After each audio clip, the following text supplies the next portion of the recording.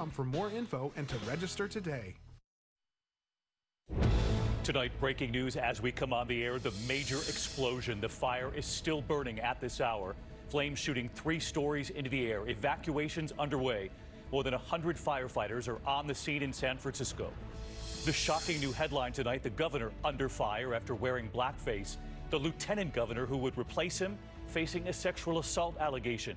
And now the third in line, the state attorney general, and what he now admits to doing himself. Also tonight, we're tracking a deadly storm moving across the country. Ice-covered roads and highways leading to deadly accidents.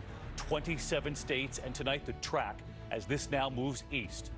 The growing mystery, the pilot who crashed into an American neighborhood, killing a family inside their home. Authorities say his ID was fake and that he was never a Marine as he claimed. Tonight, what we've now learned. The chilling murder investigation outside New York City. The body of a woman found in a suitcase on the side of the road. The State of the Union and the day after. Democrats now launching a new investigation and what they've sent to Robert Mueller. President Trump tonight firing back. Senator Elizabeth Warren, just days before she was set to officially launch her presidential campaign, apologizing in the halls of Congress today. You'll hear it. And what's behind the apology? And the underground explosions rocking one of the most famous streets in America. At least 10 blasts reported, manhole covers blown right into the air. This is ABC World News Tonight with David Muir. Good evening, and it's great to have you with us here on a very busy Wednesday night. We have a lot to get to tonight, and we're going to begin with the unfolding scene in San Francisco at this hour. A gas explosion sparking a massive fire there. More than 100 firefighters are on the scene, flames shooting dozens of feet into the air. This all playing out on busy Geary Boulevard, gas pouring out from a punctured line. Firefighters dousing the buildings. There have been evacuations tonight, and people are being told to stay away. ABC's Will Carr leads us off. Just after 1 p.m., a fireball exploded in one of the busiest sections of San Francisco. It was a close call. I feel very lucky to be alive. Watch the relentless flames shoot at least 35 feet into the air. Put the water on the building! Yeah, copy that. We have fire on the top floor. The intense fire fueled by a breached gas line near a construction site where workers were installing fiber optic equipment underground. The explosion rocking the city's inner Richmond neighborhood during a busy lunch hour, sending plumes of smoke billowing into the sky. Witnesses say a local restaurant was one of 4 buildings immediately engulfed in flames. Fire crews raced to the scene, more than 100 firefighters attacking the 3-alarm blaze for more than an hour. We're fighting against the water. We're not going to extinguish the main. With the fire raging, crews set up a 1-block perimeter. Nearby residents instantly asked to avoid the area for their own safety. We need patience until the gas leak gets out, but I'm confident that it'll be contained soon. Patience as they try to shut off the gas and extinguish the fire. So let's get to Will Carr tonight from California. And Will, we know this is still unfolding, but despite the images you showed there, no words of any injuries tonight? That's right, David. There were 8 construction workers in the area when the fire exploded. Amazingly, none were hurt. And this is a terrifying scene, according to witnesses. They described those fierce flames and the gas that was rippling throughout the air. Crews now are trying to shut off that gas line as quickly and as safely as possible. David. All right, Will Carr leading us off. Will, thank you. And to another story and a shocking new headline involving it tonight. We have been following the political chaos in Virginia, unleashed when the governor there came under fire for a racist photo. The governor under pressure to resign for that racist image in his medical school yearbook. Then the lieutenant governor, who would serve next, is now facing an allegation of sexual assault. And tonight, what the attorney general has now admitted, revealing that he wore blackface once back in college. ABC's chief national affairs correspondent Tom Yamas is in Richmond for us again tonight. Tonight, Virginia's capital in chaos. The state's top 3 officials, all Democrats, engulfed in deepening scandals. The day's first bombshell, Attorney General Mark Herring revealing that he too wore blackface in the 1980s, saying he went to a college party dressed as the rapper Curtis Blow, writing, "We dressed up and put on wigs and brown makeup." Herring writing, "The shame of that moment has haunted me for decades," adding he is deeply, deeply sorry. Just days ago, Herring was calling on Governor Ralph Northam to step down after a racist photo surfaced from the governor's medical school yearbook page.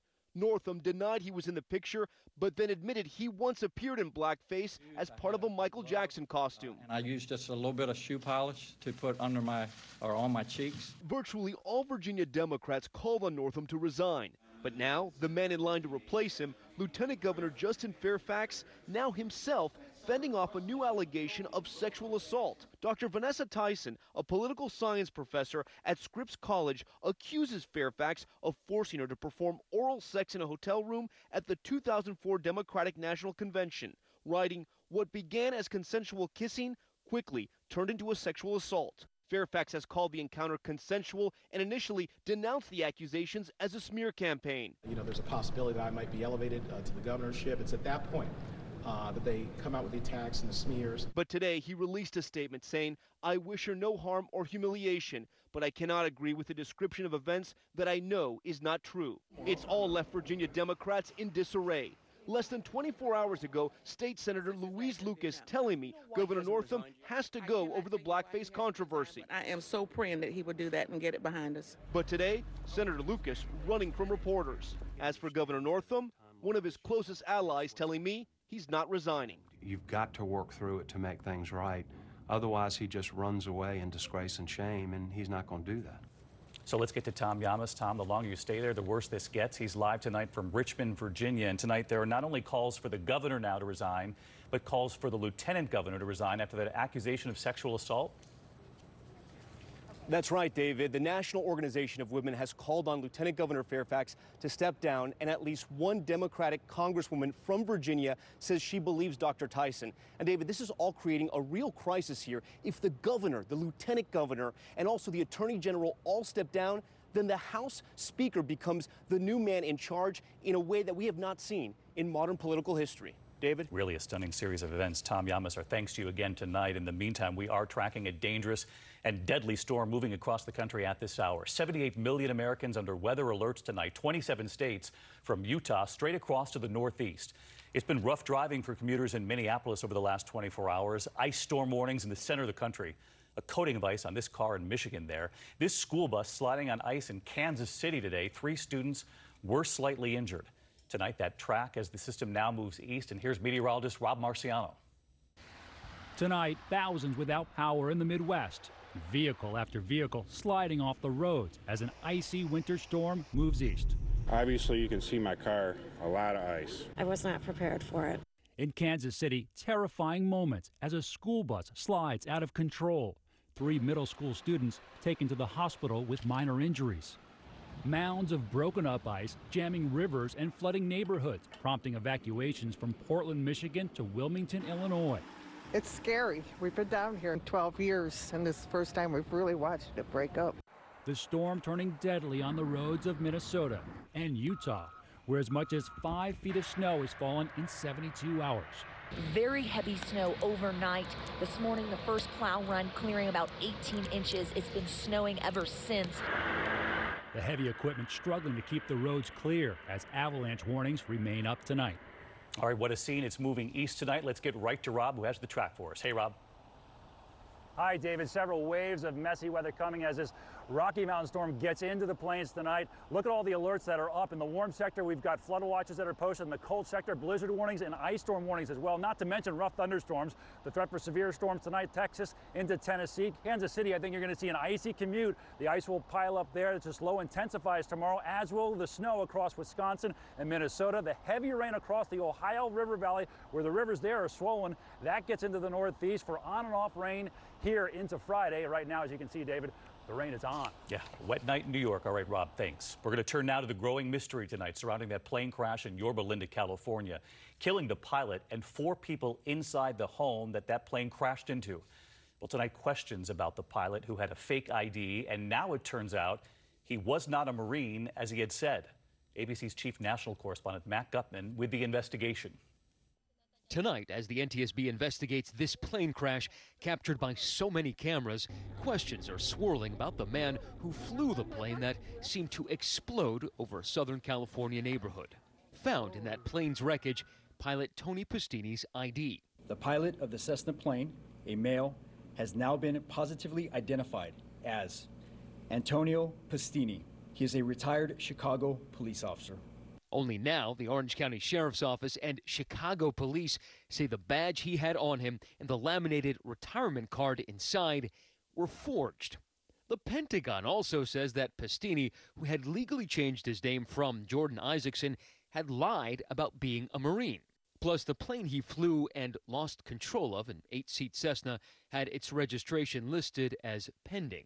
His daughter defending him. I'd prefer not to comment and let the investigators do their job. The NTSB telling ABC News tonight there is no evidence this crash was intentional. All right, so let's get to Matt tonight, because what you just pointed out there, Matt, despite all of these questions about the pilot's background, the NTSB still believes that there is no reason to believe that this was anything more than an accident? That's right, David. They believe that he became disoriented in a cloud, overcorrected, became disoriented, and lost control of that aircraft. Now, the FAA says he did have a valid commercial pilot's license, which, David, does not require a background check. All right, Matt Gutman on this again tonight. Thanks, Matt. Now to the State of the Union and the day after. The president in the White House saying the address was a call to unity. The president pointing to the economy and then moments later warned against continuing investigations, calling them ridiculous and partisan. Well, tonight, Speaker Nancy Pelosi reacting, calling it an all-out threat. The president is now firing back, and what the Democrats have now sent to Robert Mueller. Here's senior White House correspondent Cecilia Vega. House Speaker Nancy Pelosi today defiant after President Trump's blunt State of the Union warning to Congress. An economic miracle is taking place in the United States, and the only thing that can stop it are foolish wars, politics, or ridiculous partisan investigations. If there is going to be peace and legislation, there cannot be war and investigation. Today, Pelosi said the president's words amounted to, quote, an all-out threat. And the top Democrat on the House Intelligence Committee announced a sweeping new investigation into the president, his family, his finances, Russia, and beyond. His effort to discourage any meaningful oversight of the administration, that's a non-starter. President Trump fired right back. He's just a political hack who's trying to build a name for himself. It's called presidential harassment, and it's unfortunate, and it really does hurt our country. All right, so let's get right to Cecilia. She's live at the White House tonight. And Cecilia, the House Intelligence Committee has already interviewed dozens of witnesses in its investigation into Russian meddling. You reported on that before, but lawmakers voted today to formally send those transcripts of the interviews now to Special Counsel Robert Mueller. They did, David, and this could possibly clear the way for Mueller to pursue perjury charges. They're essentially comparing notes here. We're talking about transcripts of interviews with more than 50 people, David, including Don Jr. and Jared Kushner. All right, Cecilia Vega with us again tonight. Thank you, Cecilia. Senator Elizabeth Warren tonight with a new apology over a claim about her heritage. It comes after the Washington Post published a handwritten document from 1986 on which Warren identifies her race as American Indian. And the apology comes just days before she's set to officially kick off her presidential campaign. Mary Bruce on the Hill tonight. Dogged by criticism for her claims of Native American heritage, tonight Democratic Senator Elizabeth Warren says she's sorry. It is about an apology from the heart, an apology for not being more sensitive to tribal citizenship and tribal sovereignty. The 2020 presidential hopeful is again facing backlash after the Washington Post published her 1986 Texas bar registration card. There, under race, Warren listed herself as American Indian. It was based on my understanding from my family's stories, but family stories are not the same as tribal citizenship. Warren insists there's no evidence her claims ever advanced her career, but President Trump has long mocked Warren, relishing his nickname for her. Pocahontas, Pocahontas, Pocahontas, Elizabeth Warren. In October, Warren tried to take on Trump by taking a DNA test. What do the facts say? The facts suggest that you absolutely have a Native American ancestor in your pedigree. She was told she had a Native American ancestor in the range of 6 to 10 generations ago. But it didn't quell the controversy. Tonight, still lingering as Warren is set to launch her campaign this weekend. Have you considered dropping out of the race? No answer on that, but Elizabeth Warren and the apology today. Mary Bruce with us from Capitol Hill. There's also news tonight. We're awaiting 2 others who could join this growing Democratic field looking to take up